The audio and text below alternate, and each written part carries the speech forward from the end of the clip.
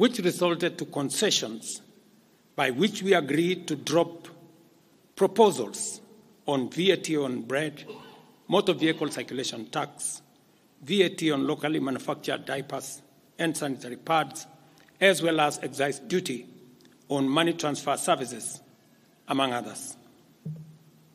The additional tax measures we had proposed in this year's finance bill were to raise money in the tune of 346 billion. When the concessions were made, subsequent to public participation that was undertaken by Parliament, that came down to 200 billion. I had made this proposal taking into account our situation and the priorities that are there. I want to thank the members of Parliament seated behind me and those who voted yes for identifying the priority areas of our nation. Because when I made the proposals to Parliament with my cabinet, we had certain critical priorities for the nation. Number one is our agriculture. We did make recommendation, and part of the money we were going to raise from the finance bill was 10 billion shillings that will go to fertilizer subsidy, 18 billion shillings that would go to making sure that junior secondary school teachers, 46,000 of them would be confirmed on permanent and pensionable basis.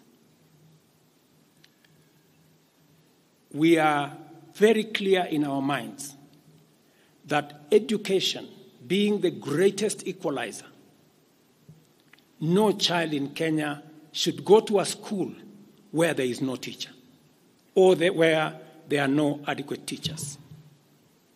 It is because of that reason that in this finance bill also, we had committed to hire an extra 20,000 teachers.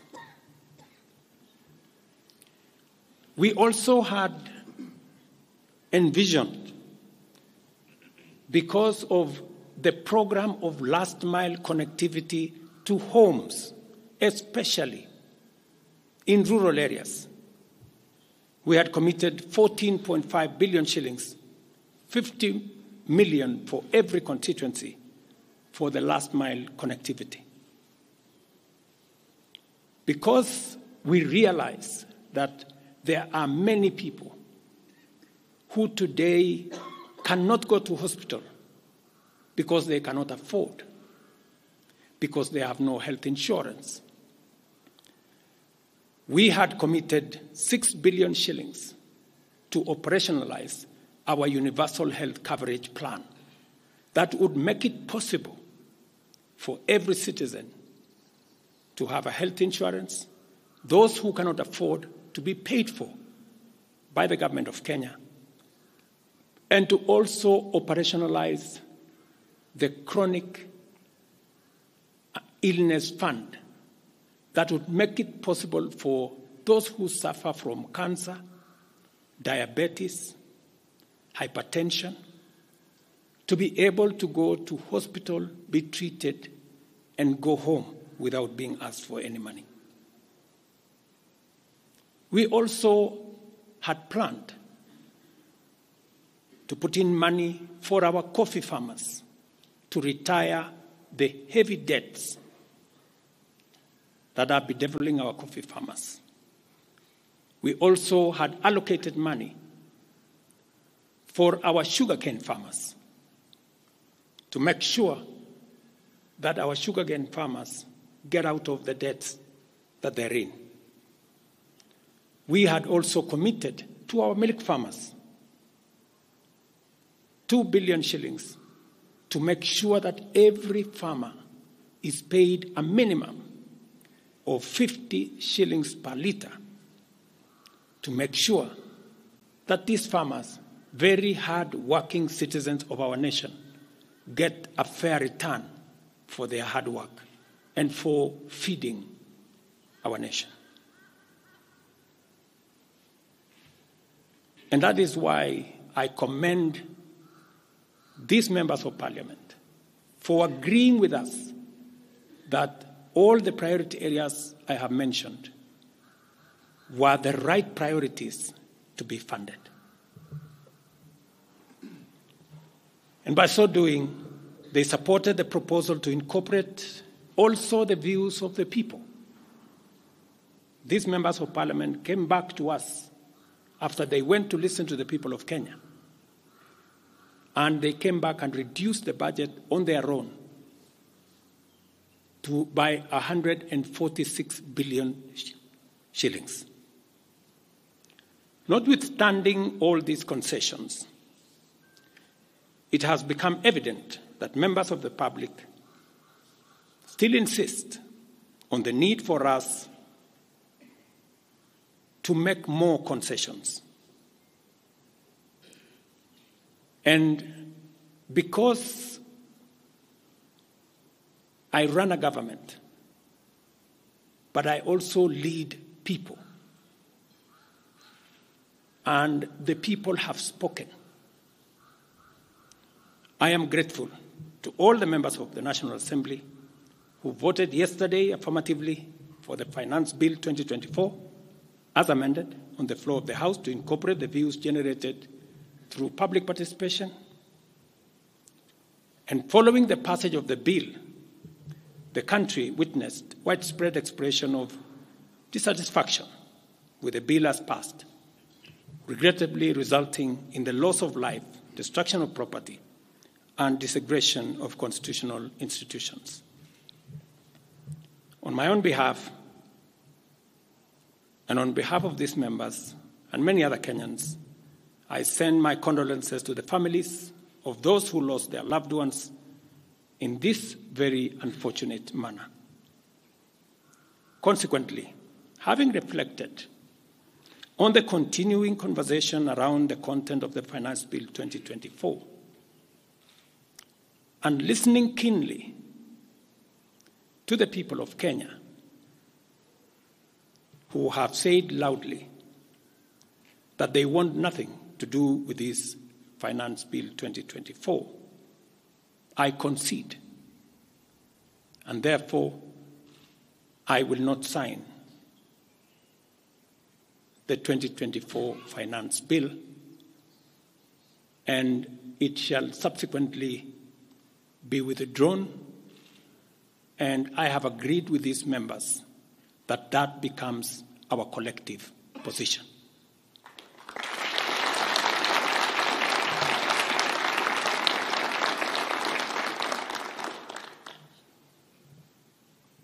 Accordingly, there is need for us as a nation to pick up from here and go into the future. And I am therefore proposing that because we have gotten rid of the Finance Bill 2024, it is necessary for us to have a conversation as a nation going forward. How do we manage the affairs of the country together? How do we manage our debt situation together? How do we work on the budget with the deficits that now exist together? And as I committed last Sunday, I will be proposing an engagement with the young people of our nation, our sons and daughters, for us to listen to them. As I said on Sunday, listen to their views, listen to their proposals, their ideas, their concerns, and what they think we should do better as we go forward. I am also recommending a multi-sectoral, bipartisan, multi-stakeholder engagement from civil society, religious organizations, professional bodies, for us as a nation to speak to the future of our country, again, together. And this will be on matters that are contained in the bill and matters that the people of Kenya have canvassed in the conversation that has been going on. In this regard as well, I am directing for immediate further austerity measures to reduce expenditure, starting with the Office of the President, the entire presidency, and extending to the entire executive arm of government. Operational expenditure in the presidency be reduced to remove allocations for the confidential fort, reduce travel, hospitality, purchase of motor vehicles, renovations, and other expenditures. This will cover the entire presidency and also the executive arm of government. I also propose that equally, Parliament, the judiciary, and county governments, working with the National Treasury, also undertake budget cuts and austerity to ensure that we do live within our means, respecting the very loud message that is coming from the people of Kenya.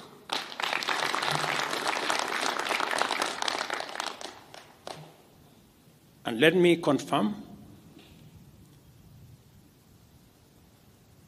that I have discussed with many stakeholders. I will be meeting some of them shortly after this meeting on charting a way forward that makes sure that we carry the whole nation in this very important journey as we go into the future as a country. Let me also confirm that as we deal with austerity, the loud message on dealing firmly, decisively, and expeditiously with corruption is a matter that we have discussed and we have agreed that it will take the front burner as we go into the future. We will continue to do this and carry out this very important conversation. And I want to remind us that we should proceed within the foundational principles upon which our nation is founded, namely constitutionalism, adherence to the rule of law, and respect for constitutional institutions. We must continue to operate within the parameters of the law. I thank you.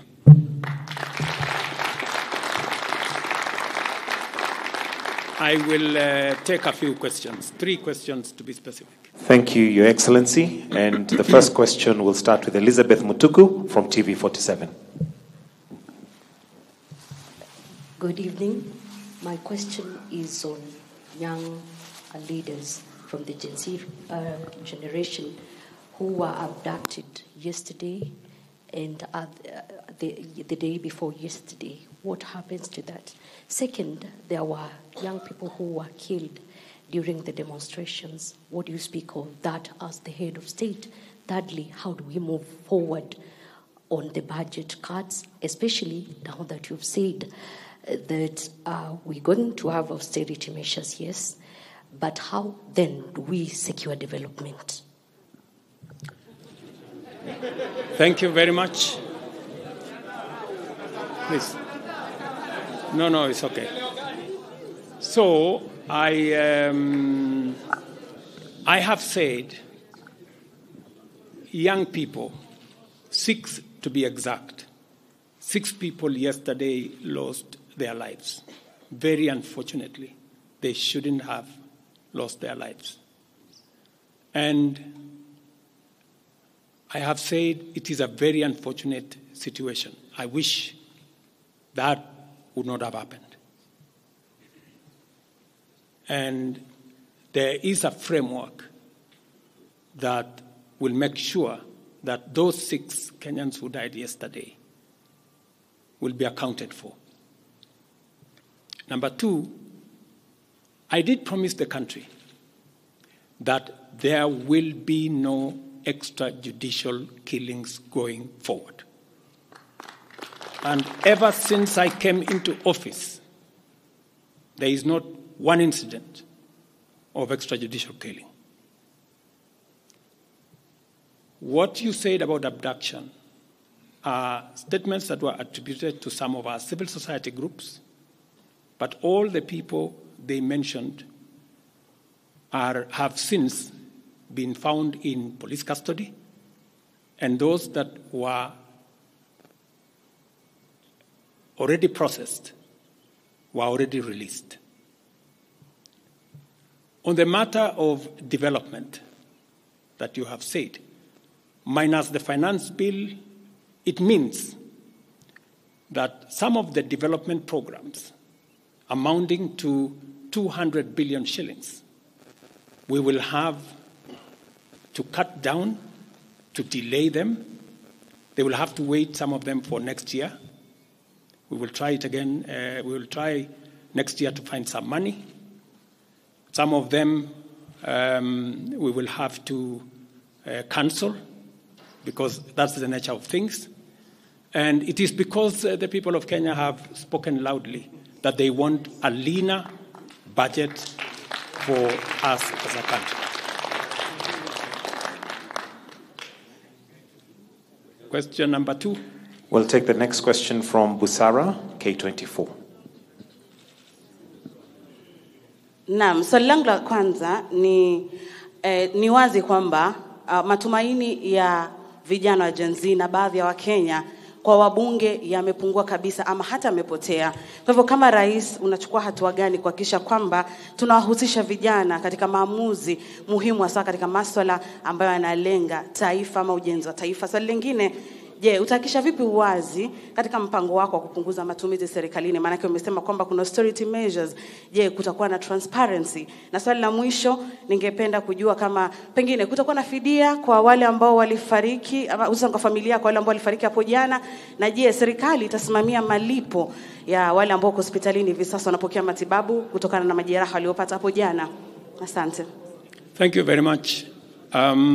About 214 Kenyans were involved in various skirmishes, and many of them went to hospital. 95 of them were treated and released.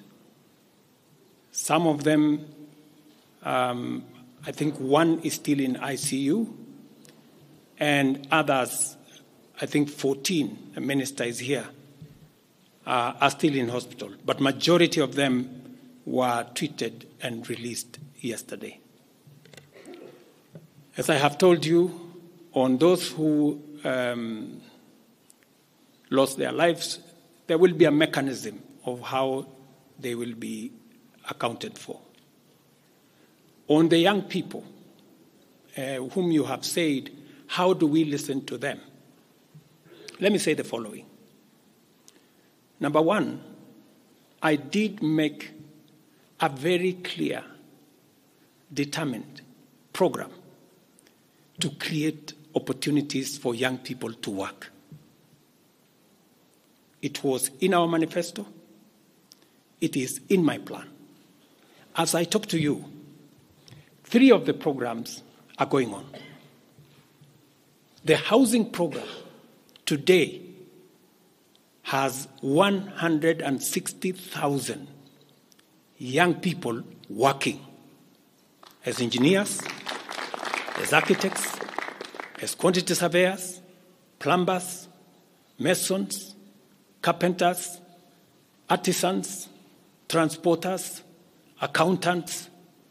We have 160,000 young people working because I did take the decision that if we don't deal with millions of young people out of school, out of college, who have certificates and they don't have jobs, they will soon become a very big challenge for us as a country, as we are witnessing at the moment. All the young people you see, they are looking for opportunity. They are looking for jobs. And that is why our housing program, once it is fully rolled out, we will have a minimum of 500,000 young people working in our housing program. Number two, I have been very clear on making sure that additional to our housing program is our digital infrastructure, the digital superhighway, the digital hubs, and the whole ecosystem of what we are doing in creating digital jobs. I was in Ruiru with Honorable Kingara, he's right there, not more than a month and a half ago, launching a hub that will hire 4,500 young people under CCI. In this budget, we had added 10 billion shillings to CDF for them to be able to construct ICT hubs in each ward in the Republic of Kenya. That would give opportunities for 200 to 300 young people in every ward to access internet, to be trained, to have a hub, and to monetize their digital skills. We will still find another way of implementing this plan, even if we have to cut back on CDF, if that is what is going to happen. Again, because we believe that young people deserve opportunity. As I talk to you, we've just concluded 3 bilateral agreements, one of them with Germany, on export of labor. Because we have negotiated with many countries who are interested in the high skills of Kenyan labor. And we have an ecosystem, we now have a plan on how we are going to make sure that the young people in Kenya get opportunities to work either in Kenya or outside Kenya. In fact, just last week, I saw on the headlines of one of the dailies, there was a gentleman from my village. He was put on the headline. And he said he operated from where I used to operate, selling chicken. That's why they put him in the headline. And his complaint was, you see, the president has not done well because in this village, many people are going to look for jobs outside Kenya. That gentleman did not know that those people in our village that have gone to Saudi Arabia or UAE, I am the one who supported the program for them to go as part of the export of labor. So he thought that those people were going away because there were no jobs in Kenya. But it is part of this plan I have kept on talking about because I think he was called Misoy or somebody. If you go and check the headline, I think, of last week, Thursday or Friday, he was there. He didn't know, the good young man, that I think we have almost 500 or 400 and something people around that village that have actually gotten jobs outside Kenya. And they are changing that village. And that is actually an admission by that gentleman that our plan on export of labor is working. And number two, that when we committed ourselves to making sure that we create opportunities for young people to work, we meant it. So we have a program on housing, we have a program on digital jobs, we have a program on export of labor, we have a program on the whole manufacturing sector. Let me give you another example. Now I'm talking this as a leader. We deliberately, last year, said we cannot continue to import products that we can manufacture in Kenya. One of them was clinker, cement, furniture, steel. What has happened the last 1 year? Very many, in fact 5 to be specific, companies have sought licenses in Kenya to do clinker, to do cement. And last year, because of what we did, we reduced the import of clinker by 95%. We saved foreign exchange. We created jobs locally. I was in West Pokot with my Minister for Industrialization. I'm sure the members of West Pokot, they are here. They were there with me in West Pokot, opening a clinker factory that now hires 2,500 young Kenyans, with another almost 2,000 as drivers, support staff, a big market now in West Pokot, expanding manufacturing in Kenya is the right thing. And it is the reason why some of our policy interventions on matters like imported stuff that are being manufactured in Kenya. For example, we have said substandard, low-quality imported sanitary pads from China and other places. How can they come into Kenya when we have 10 companies in Kenya hiring Kenyan young people? How can they come and compete here? All the products that we are manufacturing locally, we must protect our local industries so that they create jobs locally, so that they create opportunities locally. In this finance bill, you will also see that we have imposed duty on potatoes from Europe. Surely, how can we continue importing potatoes from Europe?